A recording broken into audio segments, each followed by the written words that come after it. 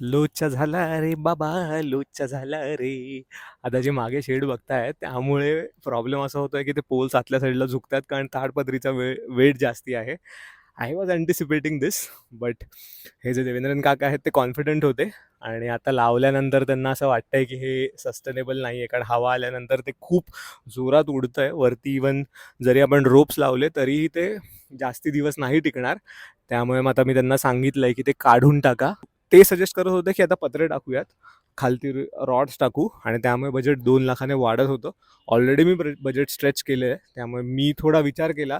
सगळ्या गोष्टींचा विचार करून मी असं त्यांना सांगितलं की आत्तापुरतं ताडपत्री फक्त काढा, जी ग्रीन नेट आहे वरची ती राहू दे तशीच. सध्या 2-3 महिने मी तसंच चालवीन, कारण सध्याची यूज केस आहे की उन्हामध्ये लोकांना खेळता आलं पाहिजे. आणि जे नंतर पावसाळ्याची यूज केस येणार आहे, जेव्हा आपल्याला पाणी आतमध्ये नाही आलं पाहिजे, तेव्हा आपण पत्रे टाकू.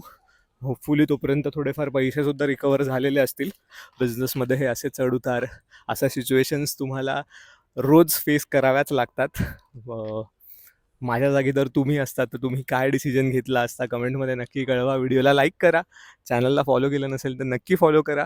व्हिडिओ तुमच्या मित्रमैत्रिणींबरोबर, घरच्यांबरोबर नक्की शेअर करा. आपण भेटूयात लवकरच नेक्स्ट व्हिडिओमध्ये. हां, ताडपत्री काढल्यावर बघा हे असं दिसतंय.